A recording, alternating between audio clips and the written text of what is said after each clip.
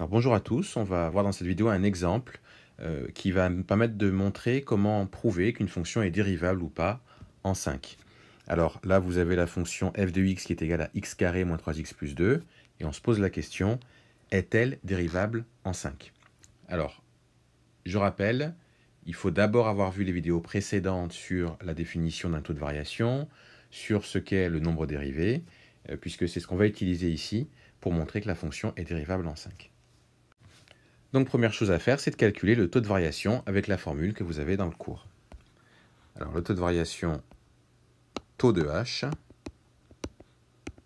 c'est égal à f de a plus h moins f de a sur h. Notre a ici, c'est quoi? Eh bien c'est 5, puisque on veut savoir si la fonction est dérivable en 5. Je vais donc remplacer mon a par 5.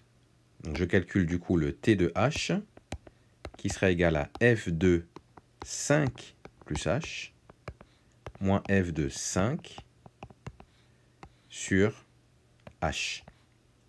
Alors, pour calculer 5 plus h, ou f de 5 plus h du moins, je vais remplacer ici mon x par 5 plus h. Donc ici, ça fera 5 plus h le tout au carré, moins 3 fois 5 plus h plus 2. Et puis pour calculer f de 5, eh bien, je remplacerai les x par 5 ici et là. Alors calculons d'abord f de 5 plus h. Alors on va ici, j'espère que j'aurai la place ici. Donc ça va nous donner 5 plus h au carré. On remplace x par 5 plus h. Moins 3 facteur de 5 plus h. Plus 2.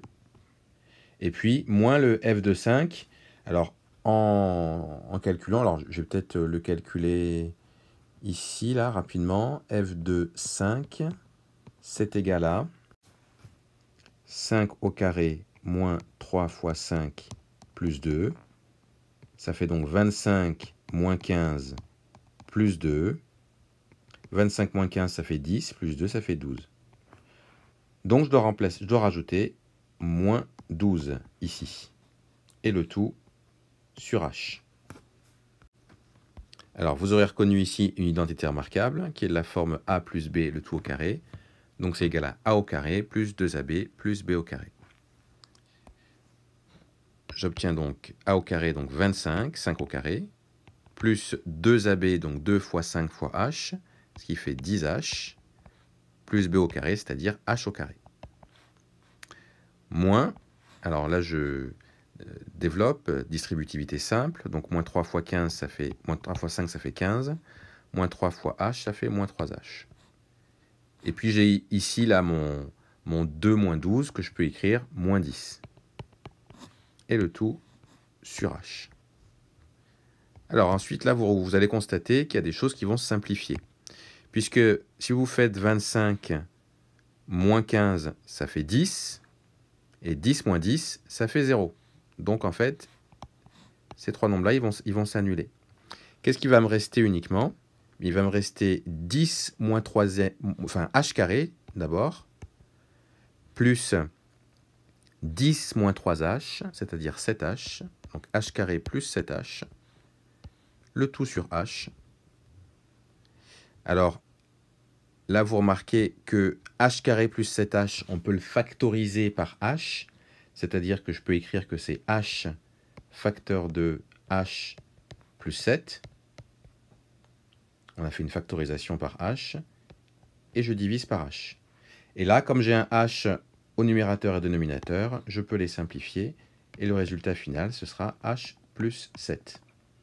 Donc voilà, j'ai fait la première étape, j'ai calculé le taux de variation en 5.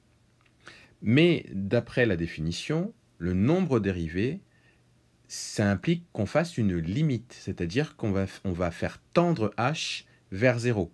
On va imaginer que h est de plus en plus petit en se rapprochant de vers 0, et on se pose la question, eh bien ce nombre-là, qu'est-ce qui devient?